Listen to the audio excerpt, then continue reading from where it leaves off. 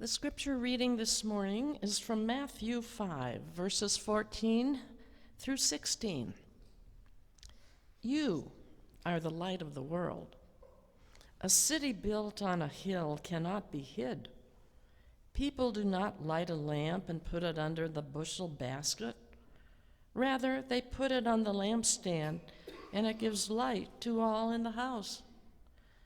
In the same way, let your light shine before others, so that they may see your good works and give glory to your Creator.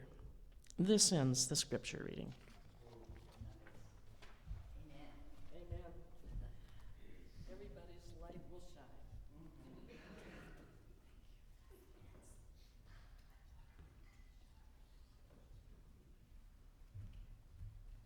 We're going to invite our panel members to come up.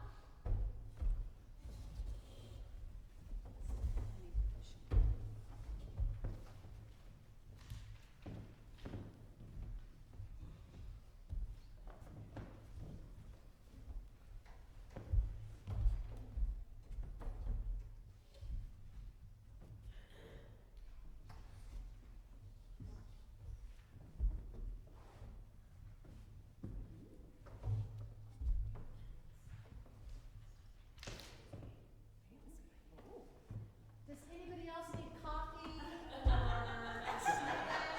That'd be great. What would you like? What can I get for you?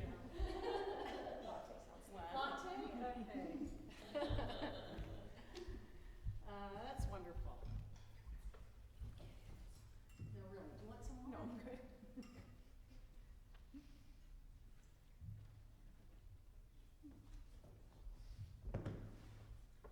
So, it's delightful to have the three of you up here, Fred, Amanda, and Tracy.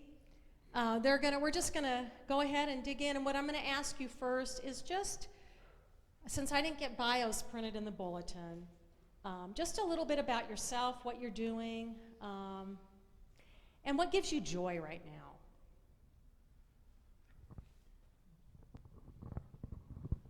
That can be a loaded question. That's why I asked. Yeah, that's right. Let's see. So I'm Fred. For those of you who don't know, I'm Fred Roland Hagen. I've been here at the church since 2010. So that means 14 years. I can't believe it's been that long. And I love it. I love it every day. I was born in Colorado Springs, and grew up in ELCA Lutheran Church,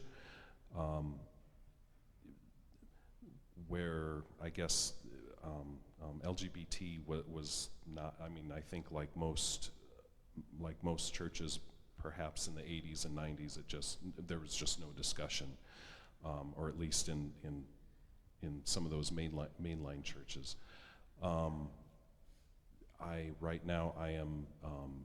I've been in the planning field, land use planning, urban planning, and regional planning for my career for the last 25 years or so, and still love it. I recently switched jobs, and I think what gives me joy right now is my new job. So I did that a couple months ago, and I'm very, very happy. It is in Manitou Springs, so it's a ways away, but so Colorado Springs area. But I'm gonna maintain my membership here as long as I possibly can.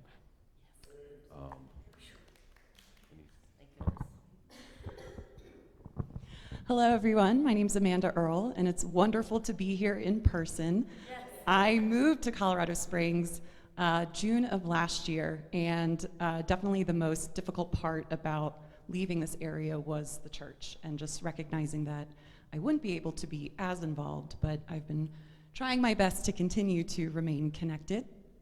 I first started coming to this church in summer of 2018.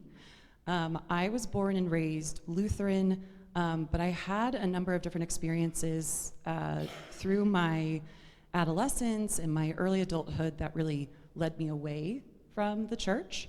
And then I actually went through a really difficult experience in the summer of 2018. And I started coming to this church. I would sit in the back just to have an hour of peace. And I would just meditate. And then Ro discovered that I was a choir girl in high school, and then I got recruited for the choir, and it was literally a saving grace. This church really served as a family for me during a very turbulent few years of my life, and continues to be. I am a therapist in private practice, and I specialize and primarily serve members of the LGBTQ community, people who are kinky, and people who are navigating non-traditional relationships, so polyamory, consensual non-monogamy. Prior to opening my private practice, I worked as an intern and then a behavioral health clinician for the Colorado AIDS Project. And that's really where I really learned to be a therapist. That experience changed me professionally, personally. Being in such a safe and LGBTQ affirming space, it allowed me to finally be able to kind of do my own self-discovery and come into my own acceptance and affirmation of my identity. I do identify as a queer woman.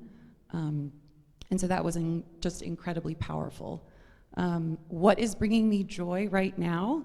I am really prioritizing my hobbies, which I never did earlier in my life. And so I am a sailor in Colorado, which I know sounds odd, but I am a Colorado sailor, and I've actually been getting more involved in burlesque and drag performance.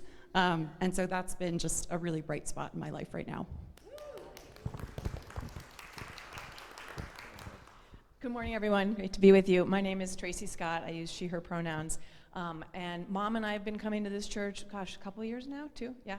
I grew up going to the United Parish of Auburndale, which is a UCC and actually Methodist church, split denomination. And it was a really affirming experience, and I'm sure we'll talk more about that as we go through. But and so this church has been just wonderful, and I will say that one of the things that is lovely here is every time Claudia says that this church welcomes all people, it means something. So this has been a wonderful family to be a part of.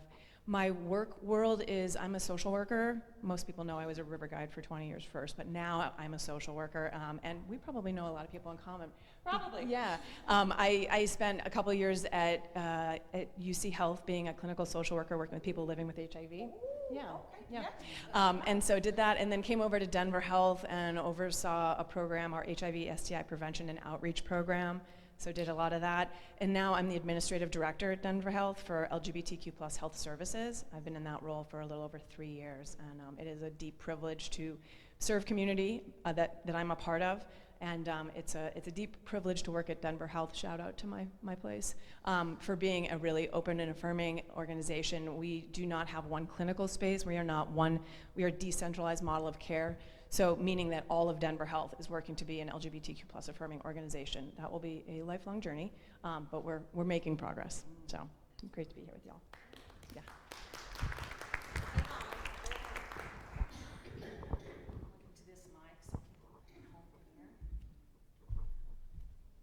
So, just to kind of open it up, how does maybe tell us a little bit about your faith perspective and how does it support you in life? I guess I have the mic, so I'll Yes, keep I rolling thought. with it. My faith perspective, I want to start by acknowledging the abundant privilege that exists in my life, from my skin color to being a cisgendered person. Cisgendered means that my sex assigned at birth is the same as my gender identity. I have privilege in my access to resources, education, family, community. So, and one of the places that is deep privilege for me was the church I grew up in. A church that was open and affirming before that was actually a term. That's just who it was. And a church that was centered on community and love, and a church that gave me an allowance to create a faith that was reflective of me and supportive to me. And so my faith is very centered on love and community, nature, movement, service. And so those things ground me and support me in life because I practice them. I try to every day, some part. And I think one of the places that feels the most supportive is the acknowledgement of what those things are, the ability to practice those, and the gratitude for those parts of my life are incredibly supportive. And my faith continues to evolve, right? I learn a lot from coming to this church, being a part of this community. I evolve by watching my mom, who has a steadfast faith and trust in God. And through challenging times and getting older and, you know, living around the corner from my mom and our world shifting, I get a lot of empowerment and support and growth in my faith because of that. Yeah, my faith is also, it's something that I consider in progress. I'm still trying to, I've been through a few years that have really tested my faith in myself, in systems. Being a therapist in and of itself is difficult. And then being a therapist where you're going through your own traumas or your own challenges, or you are someone who believes in social justice and you are aware of privilege and oppression, it is a lot. It is a lot to hold. And for myself, the way that I often see myself as a therapist, I hold what my clients cannot. Oftentimes, I hold hope for them when they cannot. I hold compassion for them when they cannot. And at times, it's heavy. It's heavy to hold that and continue holding that. My faith is mine. It is something that is mine. It is something that is sacred. I often struggle when there is that, when people try to project of like, oh, well, if you call yourself this, then you must believe this. Or, oh, if you call yourself this, then you must be that, or you must believe that. People are often very surprised to learn that I go to church and that I'm affiliated with the church and that I sang in a church choir. People are always a little taken aback. I talk about kink and sex every day, and then I get up and go to church. There's a lot, people often think that is incongruent, or there's a lot of dissonance. Whereas for me, my experience of spirituality is that permission to be expansive. In order to have a faith, or in order to believe in something bigger than yourself, you have to have a lot of courage. You have to have a lot of trust. You have to have a lot of resilience. And that's something that I'm continuing to work on, whether it's myself or something larger, or community, or the systems that we live in. Yeah.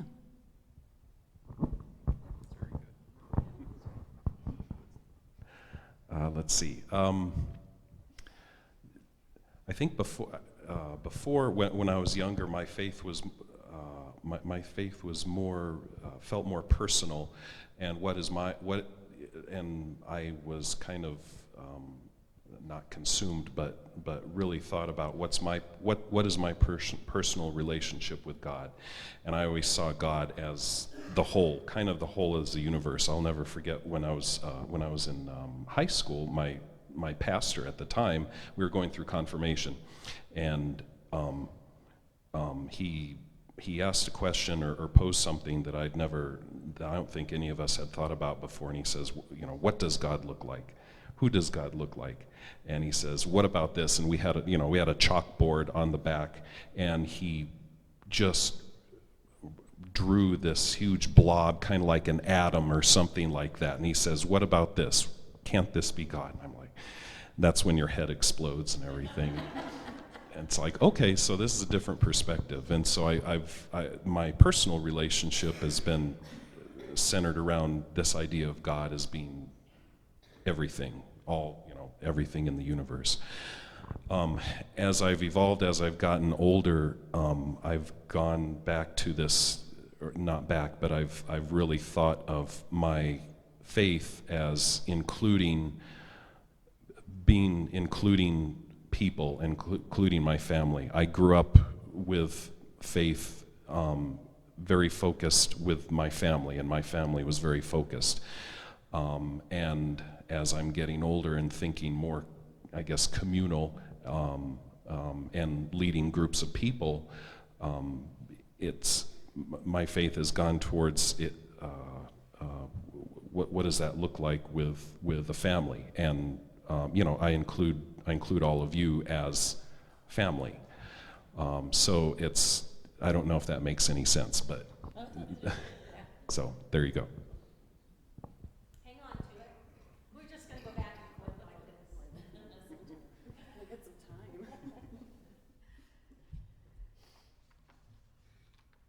What do you think is needed to create more acceptance, and why do you think there is however you want to respond is fine, and why is there such a lack of LGBTQ understanding in society and religious communities? What do you think fosters that?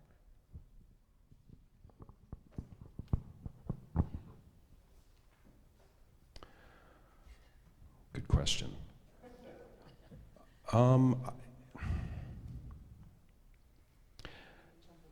Yeah, no, I think maybe it'll be a quick answer, but I wonder if it's visibility or even lack of visibility or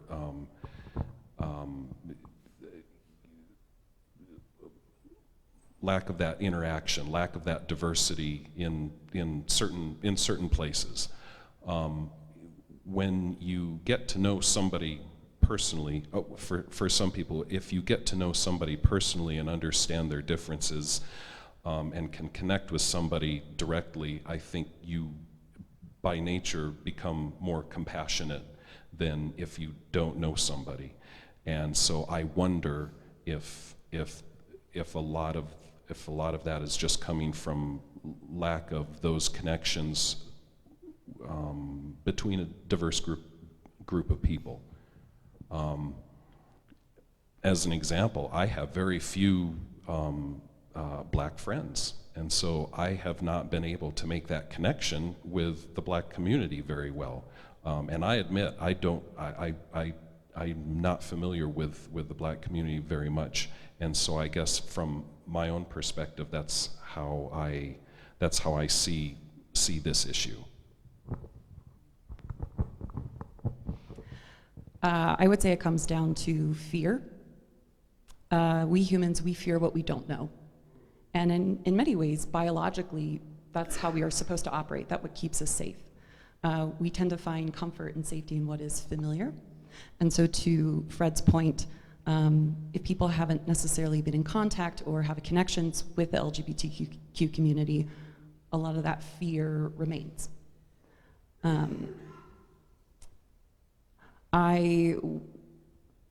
I would also believe, or at least what I see, we live in a culture that likes to focus on kind of black and white, either or. It's scarier to be in the gray. It's scarier to be in the ambiguity. And so I think oftentimes we find safety in you're either this or that, and that's it. Oddly enough, I would also say, I think there's a possibility of envy or jealousy, which feels kind of odd, right? I'm jealous of a marginalized community. To sit and to do the work and to recognize I am not what my culture is telling me, or I am not what my family is telling me, that is a very difficult process. It takes a lot of courage to not only do that self-work, but then to be able to share it with others. You know, someone who expresses themselves wearing a ball gown, but also having a beard, that is someone who's taking a lot of courage. That is someone who is saying, I do not care what you think, right? I do not care what you think, or I do not care what you think I'm supposed to be. This is who I am. I think at times there's a bit of envy. Well, that person can express themselves freely. They can express themselves in that they want. They are living their authentic lives. I also witness that piece as well. What they said. I think, too, we can't ignore how it is perpetuated by over 500 anti-LGBTQ plus bills right now. 500. Over 20 states have passed bans on gender-affirming care for young people, and I will say gender-affirming care is medically necessary care, and states are banning young people from accessing health care. So, like, why? It's, you know, all of these reasons and many more, and it is being perpetuated in a very aggressive way. So that's part two. And yeah, I had other points there, I think. Stand by. I guess one of the pieces too was about like what can we do, right? And yeah, I do have some thoughts on that. So leaders need to do better, and we all need to do better. Non-LGBTQ plus folks in particular, but also people in community. I think as a person who has a lot of privilege and works in these spaces, I want to offer myself to you all and to others to ask questions. If you don't know what a certain term means, ask me. I'm happy to have that conversation with you, and making sure that you're asking people who are willing and maybe safe, which I would feel there's a lot of marginalized folks within the LGBTQ plus community that shouldn't be doing that emotional labor. We shouldn't be doing the emotional labor to make the world better. We didn't make it bad. You know, we live in a society that tells us we're wrong, we're not okay, we're not safe. So find the folks that can answer those questions and be curious, and think about your intentions as to why you're curious. Mom and I have a lot of these conversations on the back patio, usually with a beer, but I'm happy to have those conversations. I'm sure, you know, it seems like the three of us would be. So educate yourself. And there's been a shift from the word ally a little bit to being more of an accomplice, right? Being more active and engaged in your work to stand up for community.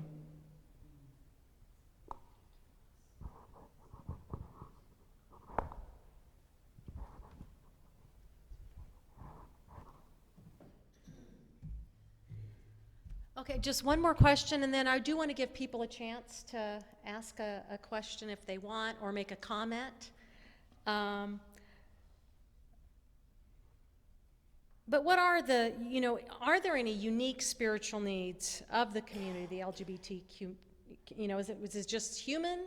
Talk just what you think, if there is anything uniquely needed. Yeah, it much to like the call to worship today, right? Talking about the intersectionality that exists within our world. LGBTQ plus people exist in all places of worship, all schools, all jobs, all races, all genders. So I don't know that there's like a unique need. I think a place that religious spaces can step in and meet some needs, though, is acknowledging the historical trauma that has been caused to LGBTQ plus folks in the name of and in places of worship. That is real. There are a lot of, this is an amazing space. To come in here on the first day we walked in, I was like, oh, we found our church. That was easy. And so those physical, representations of you are safe here, those matter. Like I can't tell you how many folks we interact with at Denver Health, and I'm sure Amanda in her practice, that you just see that sticker, you see someone with the flag, you see someone with a shirt, you know it right away. Introducing yourself with your pronouns, that says to someone, oh, they get it. Okay, I'm probably safe here. So church is acknowledging that, and the representation is a big piece. And I think, sorry, one more need is LGBTQ plus folks do have a disproportionate rates of behavioral health, mental health, substance use, homelessness, incarceration. That's true. But it's real important that folks know that those disproportionate rates do not exist because of who we are. They exist because of the world we live in. They exist because of bans on care and not being safe. So there are unique needs because of the world we live in, not because of who we are. Does that make sense? Underline, asterisk, everything that Tracy shared. Thank you. Well spoken, well said. In my observations, I would say needs in general of people, especially in the millennial generation, especially in my age group in the 30s, 20s, something that is so characteristic of my generation is this loneliness. It's this pervasive feeling of loneliness and isolation, despite the fact that we grew up with more means of connection than ever before. There are apps, there are so many ways to meet people, yet time and time again, people are so lonely. They're so isolated. And when I think of the church used to be that representation of community. It was that space where you could go and you knew you could connect with people, with like-minded people, people who shared your values. And so while I would say that's a general observation, like that pervasive loneliness, especially within the LGBTQ community, because you have people who are possibly having to sever relationships, either by they have to sever the relationship or the relationship is being severed once they come out, once they come out as gay or once they come out as trans. And so especially there is that loss of community. I would also say as well, something that I love in this church, I love, and it's a big phrase, intergenerational wisdom. So being able to have friendships with people from different generations, being able to learn the lived experiences of other people, that has been such a gift. And the friends that I have brought to this church, that is something they constantly name. They love seeing me being able to interact with so many different people, have these friendships. I learn from them, they learn from me. With the progress we have today in queer and trans rights, generations before us suffered. There was violence, there was discrimination, and there are concerns and criticisms that younger generations are losing. They're losing that history because it's wonderful that we have progress, but growing up in a time where there is progress and there is affirmation, you lose sight of the struggle that it took to get here. And so I think especially for the LGBTQ community, it's important to connect with elders who fought for these rights, because we are in a time with all the bans and the laws, we are in a time where there is concern for these rights being rolled back. And so I think it's really important to have those connections, but also having the modeling. Like, it is wonderful to show up in this church and be able to be around people who are loud and proud and religious, because I think there is the stigma that you can't be Christian and gay, or you can't be Christian and trans, that is tough. That is a tough narrative to break. And outreach efforts, having panels like this, being openly proud that, yes, we're doing events for Pride is so important, as Tracy said. Even just having a flag is so necessary and so important. But I would say those are huge needs. The need to connect with our history, or at least remain connected to history, as well as loneliness. And I think the church is such a beautiful space.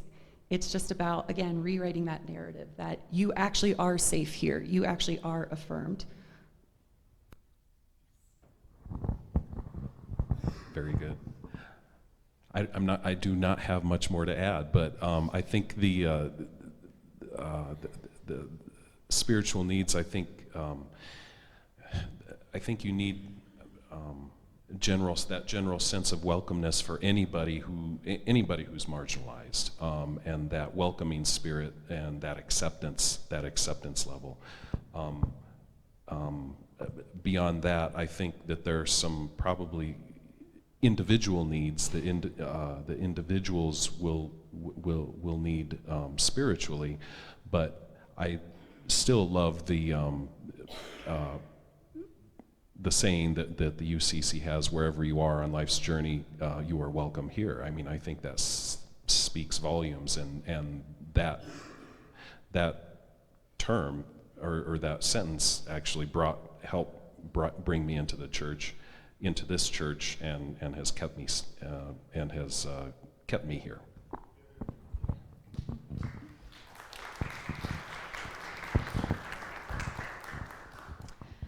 Okay, we're already, we have maybe 5 minutes or so of any questions or just responses. Thank you, Claudia. I'll try to be brief. Thanks to all three of you. And something that Fred said triggered a train of thought in my mind, that in Mississippi in 1968, when I started as a freshman at a Methodist-related college, Millsaps, my major organ professor, Donald Kilmer, was a gay man. So I was 18, and that was my first introduction. And so obviously for 4 years, he was my mentor, and you have to work pretty closely with somebody when you're studying and you're an organist or any musician. And he had a lifelong partner. They were never able to get married. They passed before that was possible. And the partner was the voice teacher at Millsaps. They'd had a house together for years. And I still think, I don't know how they did what they did, you know, and I have to admire him and think about that. And he had such dignity through all of that, you know, working and being the professional man and so brilliant and such a wonderful organist, and he was a mentor. He was actually in my dream last night, which is so strange. But anyway, I just wanted to add that because what you said, Fred, that was my first exposure. I was 18. I said, you know, yeah, this is, I have to I'm so glad to have been, exposed at that age of my life.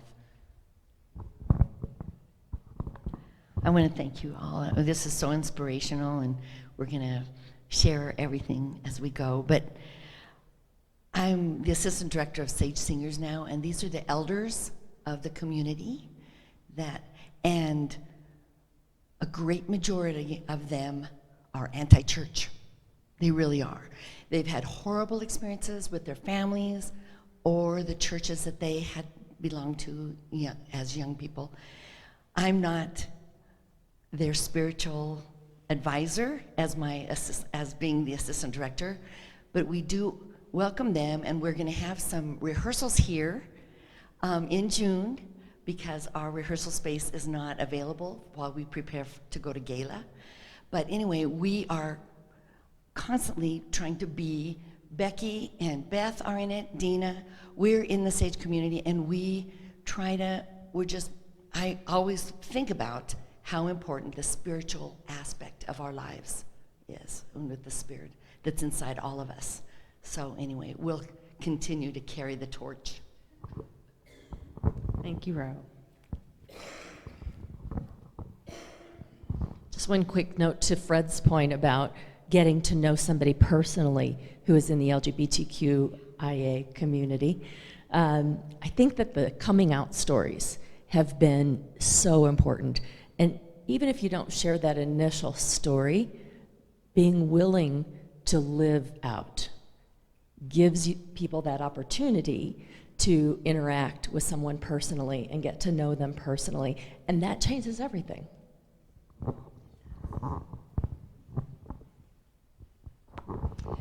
So, along with the "You Are Welcome Here" part of our church, there's another phrase that came out of churches, which is "God is still speaking."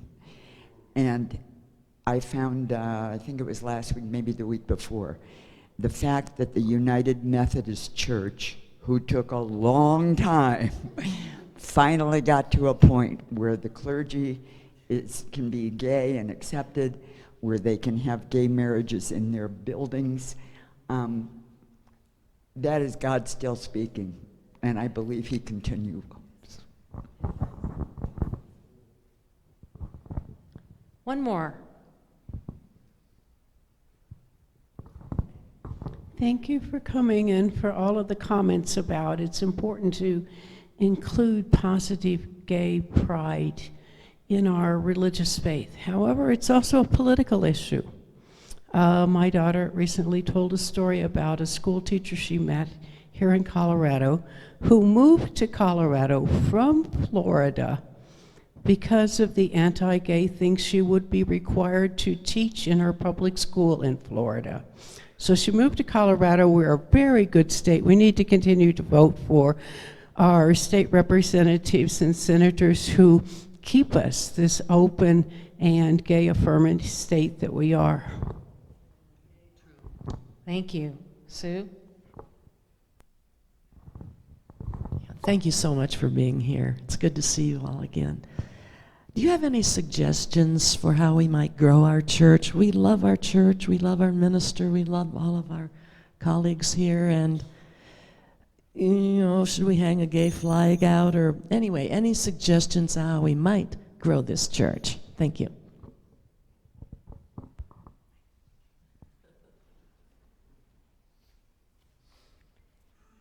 And this will be the final. We'll let you guys answer however you want, and then we will wrap up.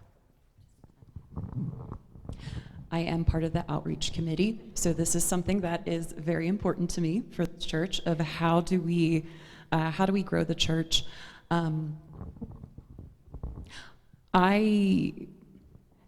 We need to make ourselves known.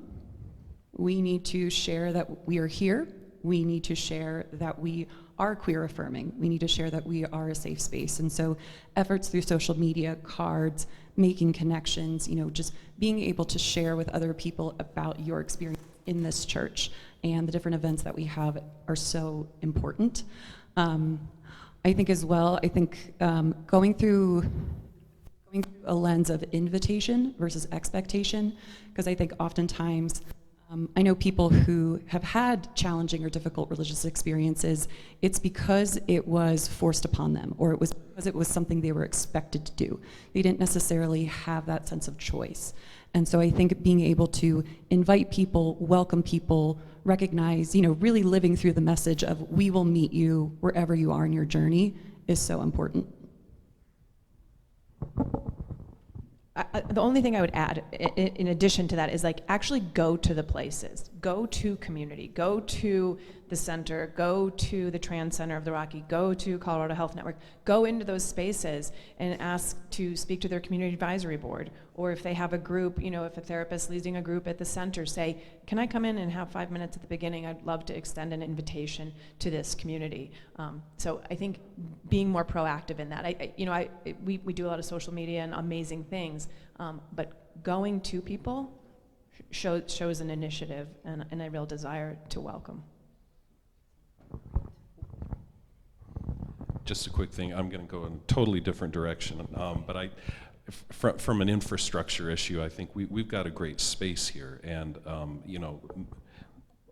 long time ago, in small communities, or in communities perhaps hundreds of years ago, the church was also a community gathering space.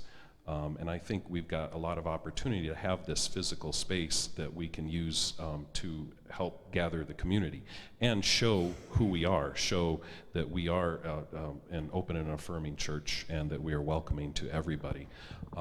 And personally, our willingness to open up the doors to explore and discover, and we also have opened up our doors to some other programs, other nonprofit small groups that utilize our church. I think that's one.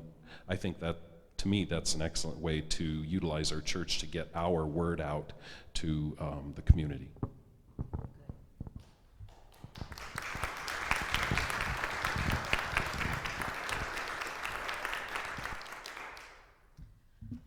All right, thank you so much for sharing your insights, your heart, your spirit, and being who you are, and just adding so much grace and love to our community. Thank you.